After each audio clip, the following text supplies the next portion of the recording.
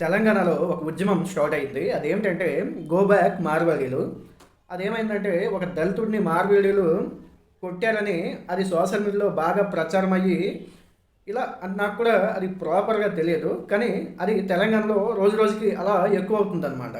So go back మార్వాడీలు అనేది చాలా రాబోయే రోజుల్లో ఇంకా ఎక్కువ కూడా అయ్యే అవకాశం ఉంది. కాకపోతే నాకు ఇక్కడ ఒక చిన్న డౌటు.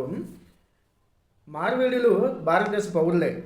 వాళ్ళు కూడా చిన్న చిన్న వ్యాపారాలు చేస్తూ చిన్న చిన్న మెలకువలు చేస్తూ యంగ్ పీపుల్కి బిజినెస్లో మెలకువలు చెప్తూ ముందుకు వెళ్తున్నారు.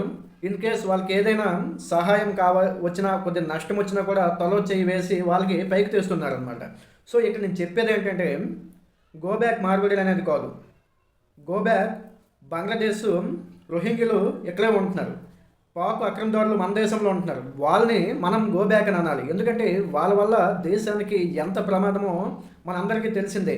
వాళ్ళు దేశంలో చొరబడడం వల్ల, బంగ్లాదేశ్లో రావడం వల్ల, అక్రమదారుల వల్ల మన భారతదేశ సంపద ఎంత పోతుందో, ఎన్ని ప్రాణాలు పోతున్నాయో మీరు చూస్తున్నారు. మీకు దమ్ముంటే, ధైర్యం ఉంటే ముందు go back Bangladesh, go back Pakistan అక్రమదారులని ఒక ఉద్యమం స్టార్ట్ చేయండి. ఎందుకంటే మార్వాడీలు మన భారతదేశ పౌరులు, అందులోనూ మన హిందువులు. సో ఇది ఆలోచించి నిర్ణయం తీసుకోవాలి. దీనిపై మీ అభిప్రాయం ఏంటో కామెంట్లో చెప్పండి.